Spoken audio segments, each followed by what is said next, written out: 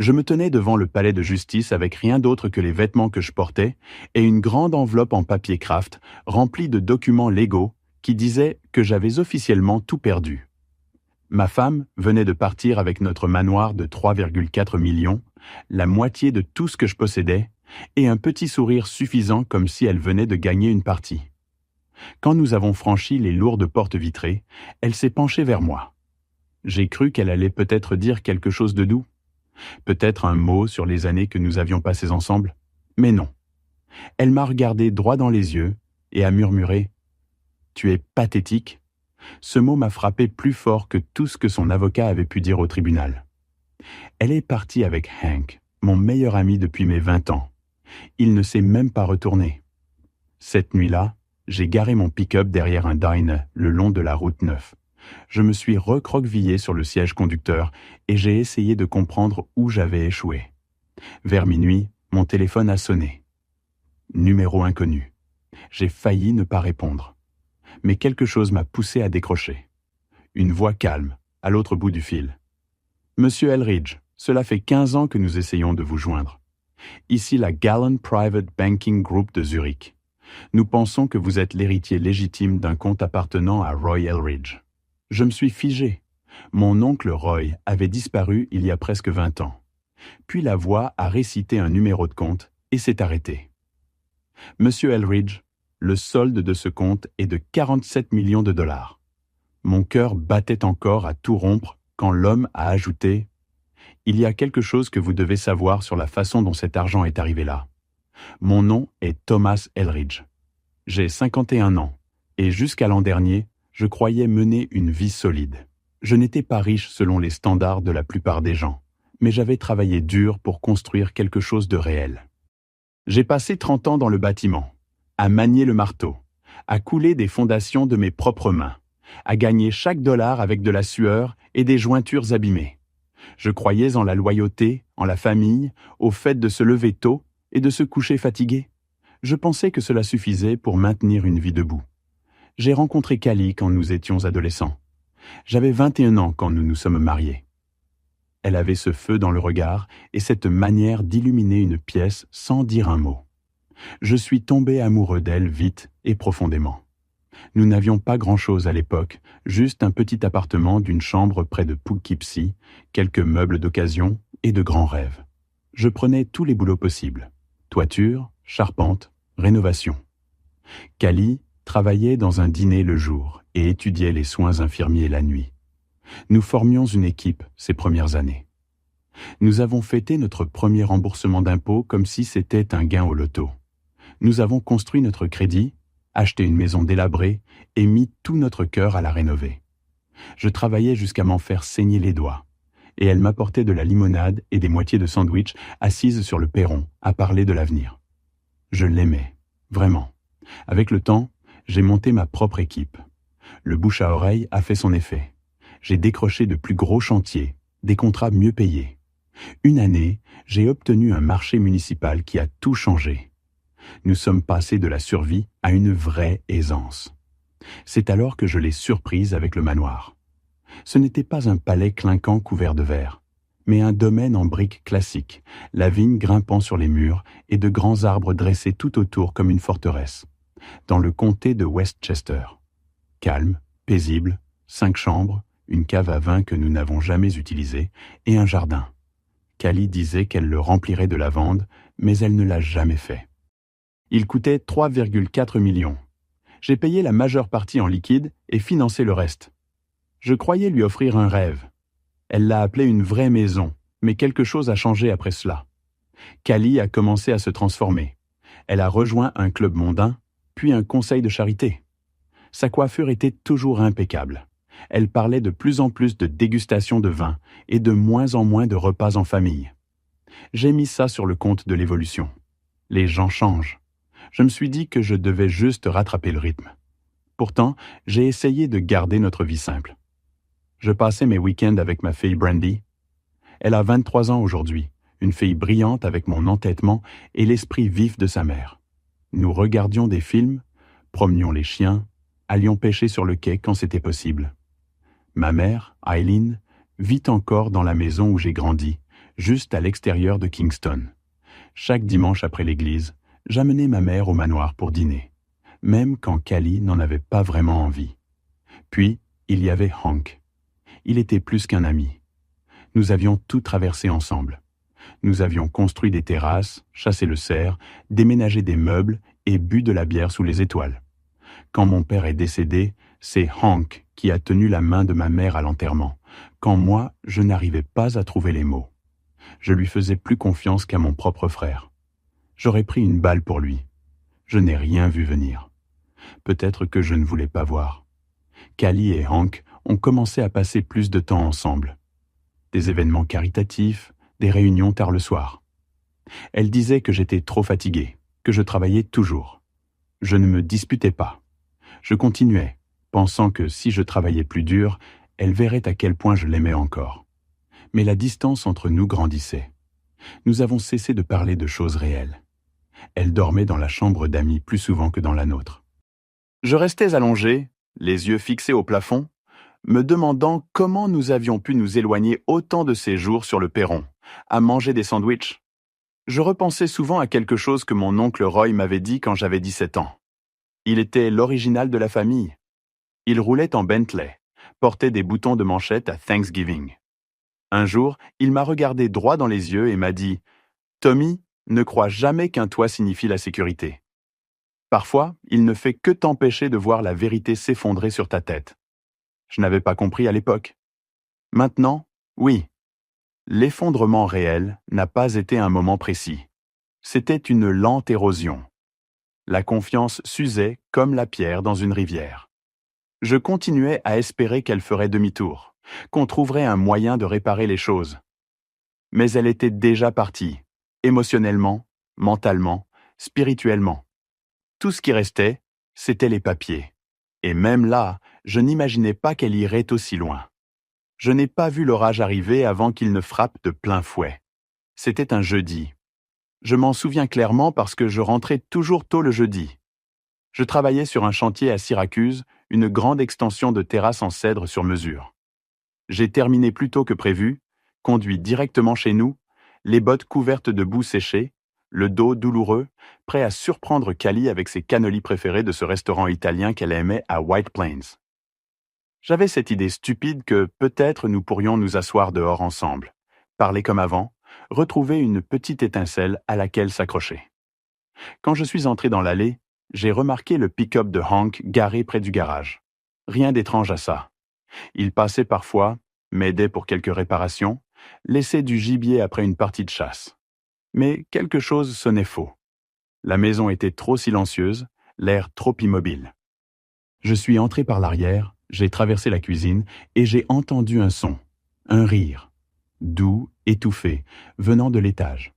Son rire à elle, le même qu'elle avait quand je la chatouillais derrière les genoux, celui qui faisait plisser ses yeux au coin. Mais cette fois, il n'était pas pour moi.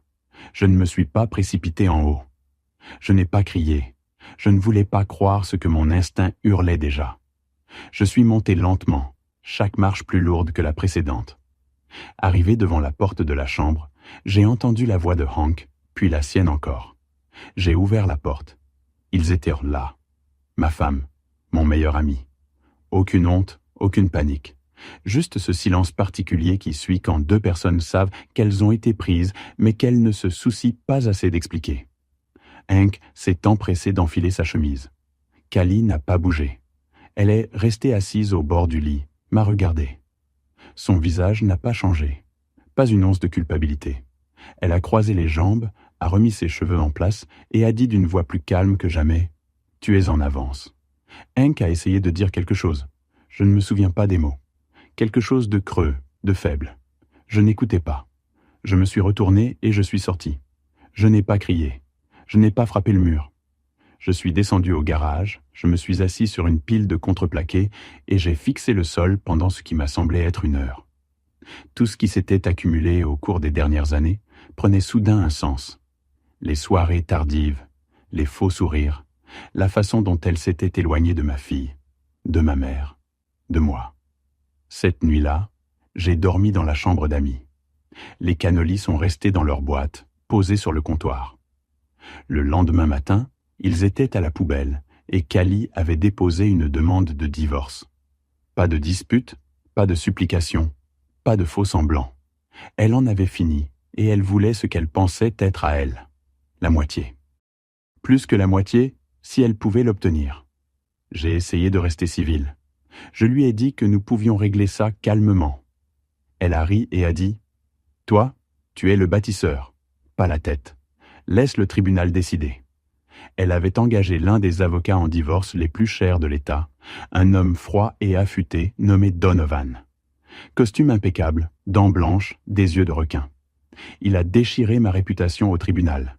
Il a affirmé que j'étais émotionnellement instable, que j'avais un tempérament violent. Il a tordu la vérité jusqu'à ce qu'elle ne ressemble plus du tout à notre vie. Ils m'ont peint comme un bourreau de travail autoritaire qui négligeait sa femme. Ils ont sorti des textos de leur contexte, convoqué 2 anciens sous-traitants qui m'avaient poursuivi en justice pour un litige de paiement des années auparavant.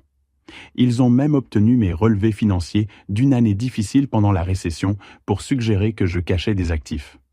Je restais là, coincé dans un costume trop serré au cou, à regarder ma vie se faire déchiqueter devant des inconnus. Callie n'a pas pleuré, pas une seule fois. Elle portait une robe noire, les cheveux relevés, les jambes croisées comme si elle assistait à un défilé de mode plutôt qu'à un procès. Quand Brandy a témoigné, essayant de parler pour moi, essayant de dire que sa mère avait changé, Callie n'a même pas posé les yeux sur elle. Après 9 longs mois d'audience et de bataille juridique, le juge a rendu son verdict. Le manoir était à elle. La plupart de nos économies, à elle. Le compte-retraite, partagé. Mes outils, mon camion et le petit appartement vide que j'avais loué juste pour avoir un toit au-dessus de la tête. Voilà ce qu'il me restait. Je n'ai pas été surpris par la décision. Ce qui m'a surpris, c'est à quel point je me sentais vide quand elle est tombée. Pas en colère, pas triste, juste engourdi, comme si j'avais regardé l'histoire de quelqu'un d'autre se dérouler, et que je n'étais qu'un figurant en arrière-plan. Devant le palais de justice, je me suis tenu seul. Hank n'était nulle part. J'imaginais qu'il était déjà dans le manoir, aidant Callie à fêter ça. Peut-être à verser du champagne dans les verres en cristal que j'avais déballés le jour de notre emménagement. Callie est passée devant moi avec son avocat à ses côtés. Elle m'a regardé une seule fois, sans émotion, sans hésitation. Elle s'est penchée et l'a chuchoté. « Tu es pathétique. » Puis elle s'est retournée et elle est partie. Je ne l'ai pas suivie. Je n'ai pas dit un mot. Je suis allé jusqu'au parking, j'ai grimpé dans mon camion, et je suis resté assis derrière le volant, les mains encore tremblantes. J'avais perdu ma femme, mon meilleur ami, ma maison et l'avenir que j'avais mis 30 ans à construire. Mais cette nuit-là, tout allait changer. Je ne pouvais pas affronter les murs blancs et l'air rassis de cet appartement loué. Au lieu de ça, j'ai pris la route vers le nord. Je n'avais pas de plan. Juste le besoin de fuir la ville, de fuir tout ce qui me rappelait ce que j'avais perdu. Vers 22 heures, je me suis arrêté sur le parking d'un dîner le long de la route 9. J'ai coupé le moteur et je me suis laissé aller contre le dossier. Le téléphone a sonné, numéro inconnu. Je l'ai laissé sonner 2 fois avant de décrocher. Ma première pensée fut que c'était peut-être le tribunal, ou Callie qui appelait pour me rappeler ce qu'elle avait pris. J'ai failli raccrocher. Un homme, avec un accent européen calme, a demandé « Est-ce que je parle à Thomas Elridge ?» J'ai hésité. Qui le demande ? Ici, Simon Keller, de la Galen Private Banking Group, Zurich. Nous essayons de vous joindre depuis plusieurs années. Êtes-vous le neveu de Roy Elridge ? Mon oncle Roy ne m'était pas revenu en mémoire depuis longtemps. C'était le frère aîné de mon père, l'original dans une famille de charpentiers et de fermiers. Il portait des costumes chers, fumait des cigares cubains et avait cette allure comme s'il savait quelque chose que nous ignorions tous. Il passait de temps en temps, tous les quelques années, me glissait des billets de $100 pour mon anniversaire, puis disparaissait à nouveau. On ne l'avait plus revu depuis que j'avais une 20aine d'années. La rumeur disait qu'il était parti en Europe, avait fait fortune, puis s'était volatilisé. J'ai dégluti. Oui, Roy était mon oncle. Pourquoi ? L'homme a poursuivi « Monsieur Elridge, vous êtes le seul bénéficiaire inscrit d'un compte dormant. Nous sommes tenus de vous contacter avant sa liquidation automatique. Le compte n'a pas été touché depuis 15 ans. Votre oncle a laissé des instructions précises. Les fonds ne devaient être libérés qu'une fois une certaine condition légale remplie. Quelle condition ?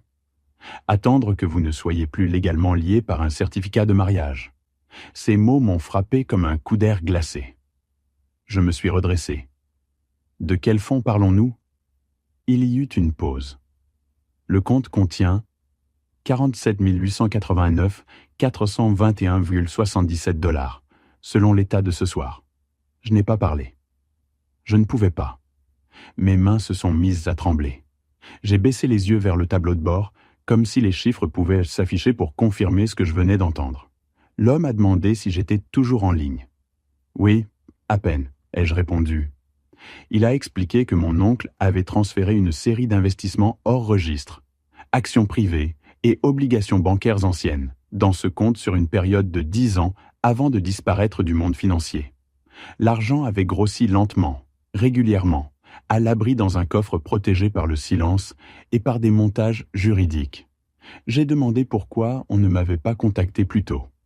Votre oncle était méticuleux. Il ne faisait pas confiance à votre épouse. Ces mots, pas les miens.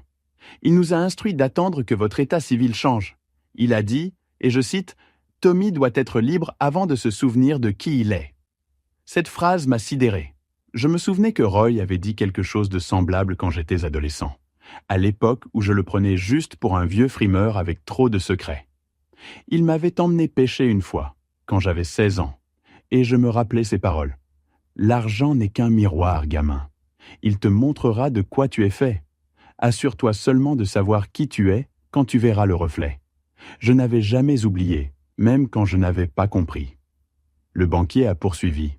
« Nous exigeons votre présence physique à Zurich pour finaliser l'identification et les documents. Tous les frais de voyage et d'hébergement seront pris en charge. Les fonds peuvent être transférés où vous le souhaitez. » Je n'ai pas dit oui immédiatement. Je lui ai répondu que j'avais besoin de temps. Il a compris et m'a donné un numéro de contact direct. Après l'appel, je suis resté assis dans l'habitacle sombre de mon camion, les mains crispées sur le volant comme si c'était la seule chose solide dans ma vie. J'ai levé les yeux vers les étoiles à travers le pare-brise. Quelque part là-haut, ma réalité entière venait de basculer. Mais je ne me sentais pas puissant. Je me sentais petit, perdu, coincé entre deux vies. Le lendemain matin, j'ai appelé ma mère et tout raconté. Elle n'a pas réagi avec excitation ni avec incrédulité. Elle a simplement dit « Cet homme en a toujours su plus qu'il ne le montrait. Peut-être que maintenant, tu pourras enfin respirer. » Brandy fut la suivante que j'ai appelée. Elle est restée silencieuse un moment, puis a dit « Papa, tu mérites si ça, mais ne laisse pas ça te transformer en quelqu'un d'autre. » J'ai réservé un vol pour Zurich l'après-midi même. Sans hésiter. J'ai fait un sac de voyage. 2 jeans, 3 chemises, un vieux portefeuille en cuir et la montre que mon père m'avait donnée quand j'ai eu mon diplôme de lycée. J'ai laissé tout le reste derrière. Je n'ai rien dit à Cali. Elle ne méritait pas de savoir. Je n'avais pas besoin de vengeance, pas besoin de tribunal. J'avais besoin de découvrir ce que mon oncle m'avait laissé. Pas seulement l'argent, mais la raison.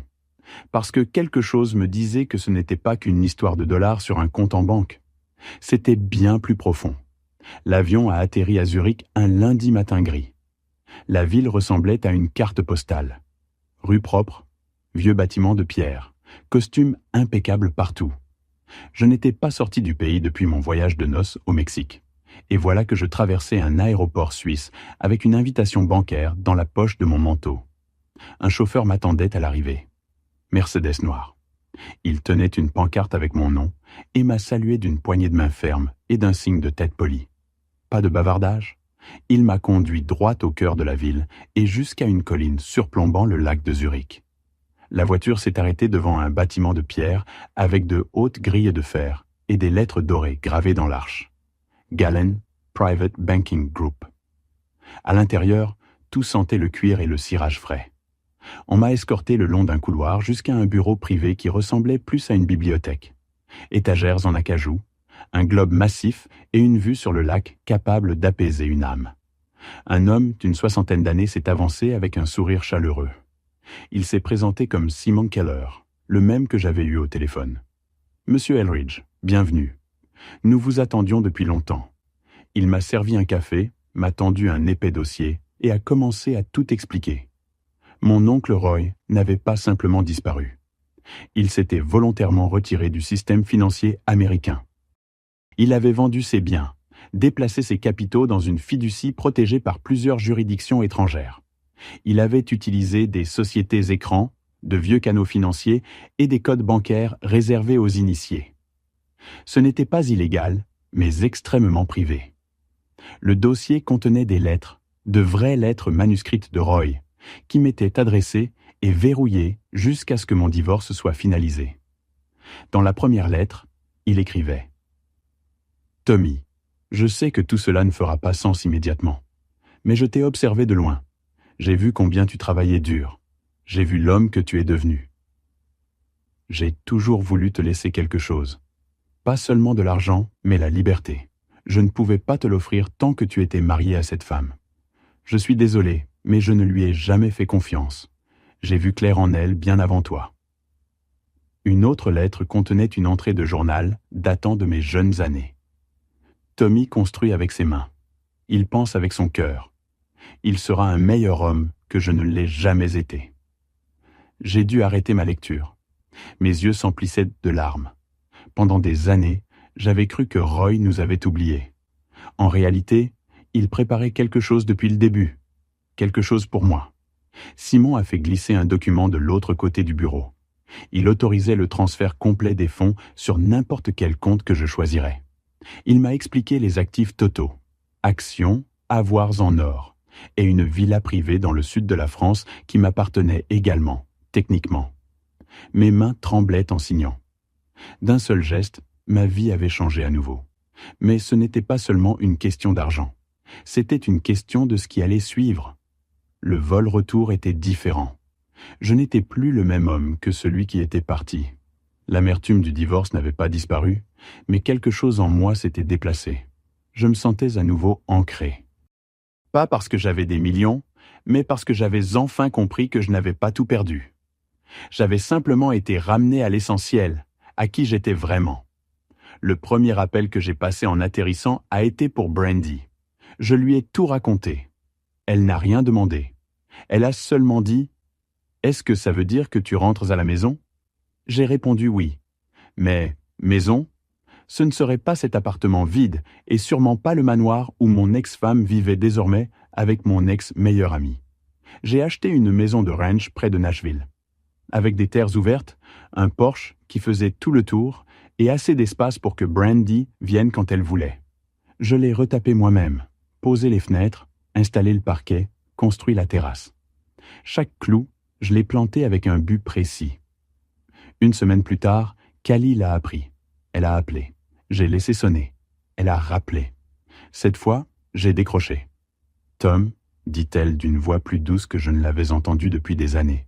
« J'ai fait une erreur. Je ne t'ai jamais cessé d'aimer. J'étais en colère, perdu. On pourrait essayer à nouveau. » Je l'ai laissé parler. Puis j'ai répondu « Tu ne m'aimais pas quand j'avais tout. Tu aimais ce que je t'apportais. Maintenant tu veux revenir parce que je vaux plus sur le papier.